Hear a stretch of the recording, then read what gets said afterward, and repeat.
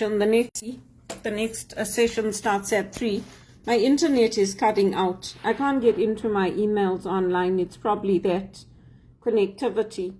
But thankfully I have my phone. So the first session they looked at Islamophobia. I guess I don't approach things the way other HR professionals approach them, because they looked at Mumdani and how he was successful and how he got voted in. For me, I don't look at his platform as being that of religion. I think religion is being used in the wrong way. Like when we go into work, we are there to perform a job. We are there to meet certain targets and deadlines. So I don't think it should be about your religion when you're going into work. Like when people need accommodation for health or religion or things like that, then yes, you should give it to them. But as far as his platform goes and what he ran on, I don't care whether he's Muslim or Christian or whatever. His values, yes, religion informs your values. But for me, he's a socialist. And for that reason alone, I would not have voted for him if I was in New York, because I don't support socialism. I'm a capitalist. I don't believe in the notion of socialism and creating poverty and all these things that we have. Like even with the G20, they have special drawing rights. That means that you have access to debt, right, to do your projects and all that. I don't support it because I grew up in Rhodesia, where we had builders, we had planners, we had implementers, and it is possible for a country to come up without going into socialism. You talk to any black person that grew up when I was growing up, they'll tell you they had more under the Rhodesian government than they have now. There are greater divides in society now than we had before. There are greater problems than we had before. So, I mean, I take on board what the HR professionals are saying and what they're delivering, but I don't necessarily accept all of it. And I think that's the benefit of getting an education in Africa, or what we had. They don't have it anymore, but what we had in the schools. And this is going all the way back to nursery school and then junior school. We were watching documentaries in junior school with Mr. Nottle, our headmaster, on nature, BBC documentaries. We were taught to think critically from that age. And we always had people of all religions, all backgrounds, all colors in our school. So we were the penultimate rainbow nation that got destroyed. So anyway, it's good to listen to them because it also tells you what people are thinking, right? So for me, his campaign was not successful. If people voted for him because they think that bringing in all these programs and all that is going to make things better, it's not. Like when there's no jobs, there's no jobs. I've been sitting at home for 2 years. For 2 years, I've had no work.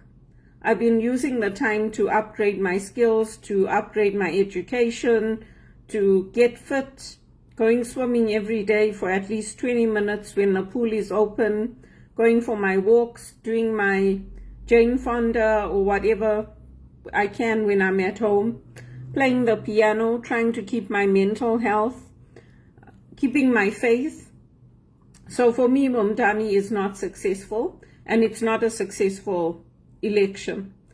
I'll see. I mean, we'll see what comes out when he implements all his policies and all that. I'm a banker, so most of my career was in banking here. And like, if you're not getting the investments coming in, if you're not helping people, if your banking policies are forcing people into poverty, that is not success. If your frontline workers are supporting fraud and all that, then it starts at the top. It's the fault of the people at the top. So anyway, that was the first session, like who is making the decisions? Are they building in diversity, equity, and inclusion? And are they integrating it into best practices?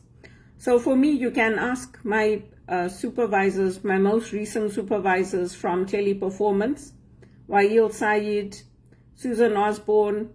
We don't bring our religion into it. If I need my Christmas off or I need my Easter off, they're the ones who push for me.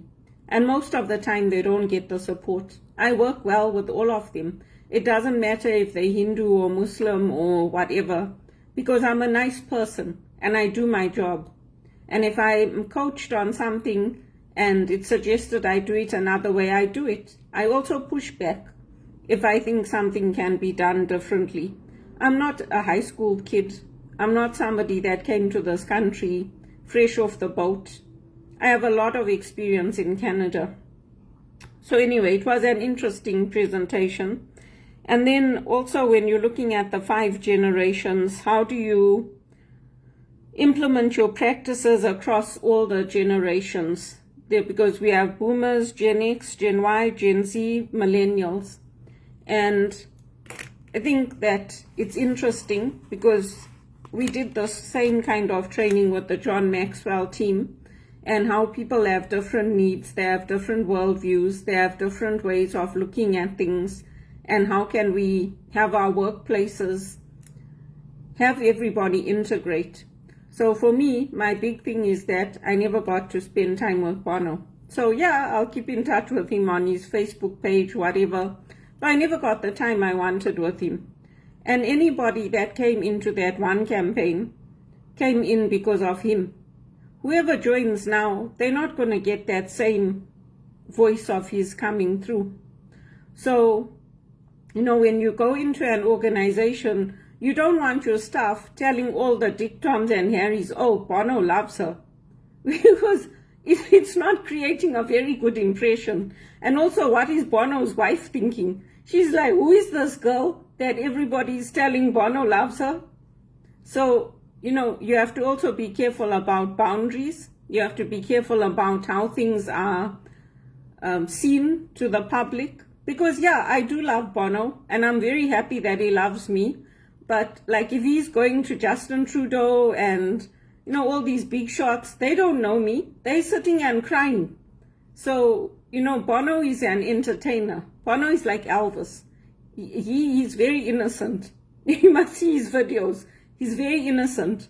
So in my own way, I did him a favor by stepping down from that one campaign. Because I don't want to be there and having on every call, oh, Bono loves her. Well, are we there to discuss how Bono loves me? Or are we there to focus on the work that's to be done? So those are just things to think about. And then they had a session on how we can bring in different voices, look at different ways of doing things, and creating workplaces to support all the generations. I think that's important. And we had that at Teleperformance. We had team huddles. So we would have 20 minutes where we would just get to know each other, just chat, we'd, get online and share ideas and bring the team together. So there were some good things that we did. So, yeah, I'm going to go to my grave saying I didn't get the time I wanted with Bono and Federer. But you know what? That's how people use me.